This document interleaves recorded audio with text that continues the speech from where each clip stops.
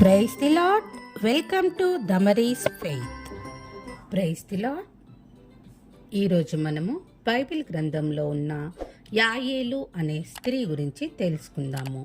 యాయేలు ఎవరు? ఆమె హేబేరు భార్య. అతను ఇశ్రాయేలీయుడు కాడు. యాయేలు ధైర్యంగా దేవుని ప్రజలకు మద్దతిచ్చింది. ఆమె ఏం చేసింది? కనానీయుల సేనాధిపతి సిసెరా యాయేలు డేరాకి వచ్చినప్పుడు ఆమె త్వరగా ఆలోచించి చర్య తీసుకుంది. సిసెరా ఇశ్రాయేలీలతో చేసిన యుద్ధంలో ఓడిపోయి ఆశ్రయం కోసం వెతుక్కుంటూ అక్కడికి వచ్చాడు. యాయేలు అతన్ని లోపలికి పిలిచి విశ్రాంతి తీసుకోమని చెప్పింది. అతను నిద్రలో ఉన్నప్పుడు యాయేలు అతన్ని చంపేసింది. న్యాయాధిపతులు 4వ అధ్యాయము 17 నుండి 21వ వచనంలో ఇది మనం చూడగలము. అలా యాయేలు యెహోవా ఒక స్త్రీ చేతికి సిసెరాను అప్పగించును అని దెబోరా చెప్పిన ప్రవచనాన్ని నెరవేర్చింది. దానివల్ల స్త్రీలలో ఆమె దీవెన పొందింది.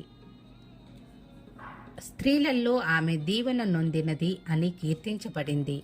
న్యాయాధిపతులు 5వ అధ్యాయము 24వ వచనంలో ఈ విషయం మనం చూడగలము.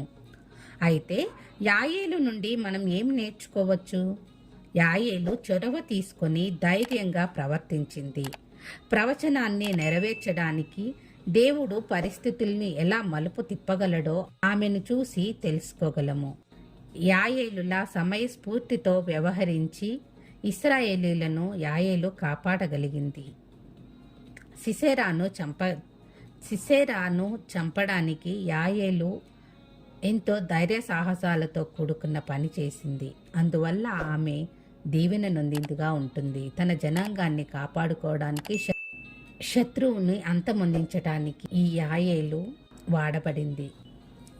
యాయేలు ధైర్య సాహసాలను మనం కూడా మన నిజ జీవితంలో కష్ట సమయాల్లో కానీ మనం ఎదుర్కొన్నప్పుడు కానీ సమయస్ఫూర్తితో వ్యవహరిస్తూ శత్రువుని అంతమొందించడానికి ధైర్య సాహసాలు కలిగిన వారంగా ఉండాలని కోరుకుందాము. Praise the lord. ఇంతవరకు ఎవరైతే సబ్స్క్రైబ్ చేసుకున్నారో వారందరికీ నా ధన్యవాదాలు. ఇలాంటి మరెన్నో వీడియోస్ కొరకు please like and share, subscribe my channel. Thank you. Praise the lord.